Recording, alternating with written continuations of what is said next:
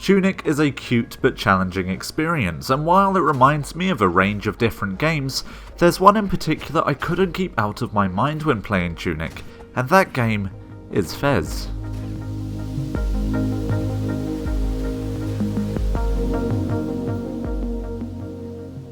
To this day, Fez is remembered with mixed emotions within video game culture because of a strange set of events around the game's release, criticism of its creator Phil Fish, and the fact people were suddenly introduced to the sex appeal of the Fez. To Fez, I wear a Fez now. Fezes are cool.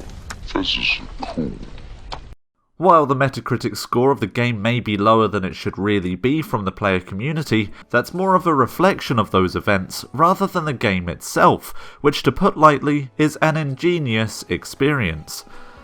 2013's Fez is the 2D platforming version of the Rubik's Cube. On the surface it looks simple enough, but spend just a few minutes with the game and it will soon have you scratching your head, stumped as to how you should approach it.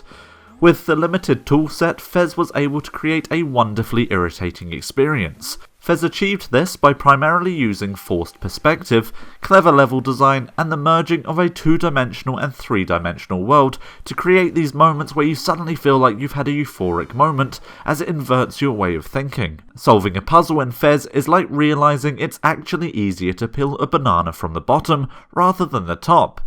The information and the way it's presented is the same. The onus is on you to think and act differently. Fez was full of these moments of shifting the way you should be thinking, and during my time with Tunic, that feeling permeated every hour of the experience. At this point I should give the warning that this video will contain spoilers for Tunic, so please don't watch this if you want to play the game without any hints. By limiting how much of the environment the player can see, like Fez, Tunic deliberately hides part of the game. It controls the camera angle to conceal pathways, routes, and little secrets. On several occasions, I was surprised to find the path I was taken led me back to a familiar part of the world. It's a simple bit of game design, but when pulled off well creates a real sense of the landscape being this cohesive, interconnected setting. You can feel the way the game designer has crafted these areas, ensuring you'll be spending a lot of time weaving in and out of them, finding out more about the setting as you poke and prod around every space. By having you come back to these areas, it creates a real sense of familiarity, which can be comforting after you've spent a few minutes in a stressful part of the game. Lots of games employ this kind of level design. It's essentially what Metroidvanias have built themselves around. But there's something about Tunic which feels different and more in line with how Fez handles it. Tunic obfuscates a chunk of the information from the player. By using objects, buildings, or a clever use of lighting to disguise pathways, it turns finding the secret passages into a nice, frequent surprise. Fez was incredibly good at doing it as well, as it allowed the player to shift the layout by 90 degrees, giving a new perspective on the room and revealing something you never would have thought was there or reachable otherwise. While Fez has a cleaner, more mechanically interesting way of playing with viewpoint by allowing players the choice of changing the layout of the room, even with its relative limitations, Tunic is still able to achieve a similar effect to Fez.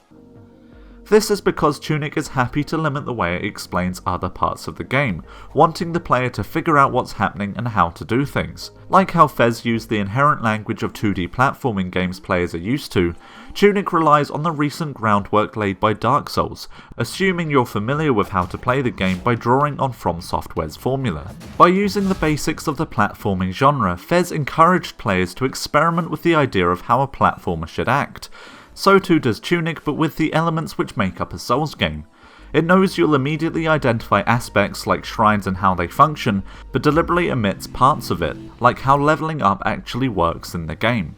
This is where one of Tunic's best aspects comes into play. As you wander through Tunic, you'll pick up pages of an in-game book which acts as a guide, inspired by the original Zelda and the in-box manual which came with that game.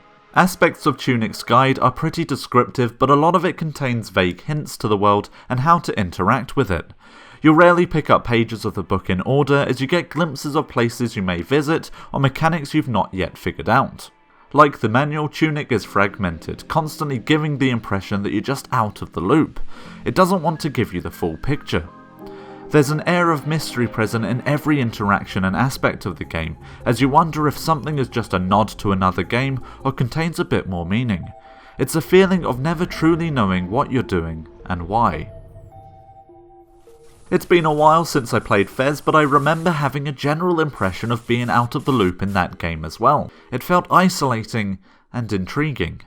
Tunic embraces a similar theme, with most of the written language in the game unreadable, as it's depicted in these hieroglyphics, with pictures and a few legible words accompanying them. You can make out some of what the game is telling you, but there's a sense of trying to work out what the game is wanting you to do. Tunic also has shiny golden things, so I guess both games have got that in common as well. When playing Tunic, there's an obvious comparison to Dark Souls, and it's really hard not to do.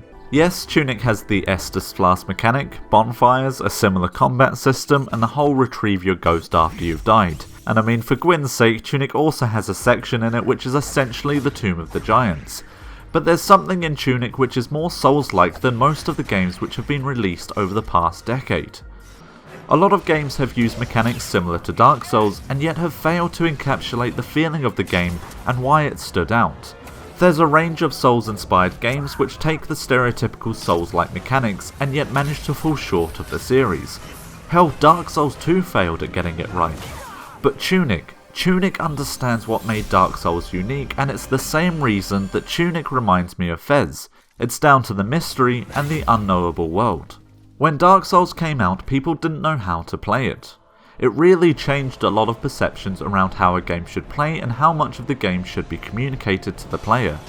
Fez was similar. It introduced its main mechanic and then asked you to figure the rest out. Tunic also does this. While it has a guide which definitely helps and gives hints, there's a lot about Tunic which remains ominous and disguised. What does this tooth do? How do you level up? Who made this booklet and what does that picture mean? Why are there gold broken doors scattered across the land? Is that my mum locked in the magic sphere? Should I get my mum out of the sphere? Mum, what's for dinner? Tunic throws so many questions at the player that are both mum and non-mum based, and it only ever gives partial answers. Dark Souls and Fez are both games which throw the player off kilter, and Tunic has ended up occupying the space between the two like some strange spiritual successor to both of them. And hey, if you like Zelda, you should play Tunic, because it's a bit like that as well. Thank you very much for watching this video. Hopefully you enjoyed these ramblings. Let me know what you think of Tunic. It's a peculiar little game which I imagine loads of people will get something unique from the experience, and that's pretty exciting. Thank you very much. See you next time. Cheers.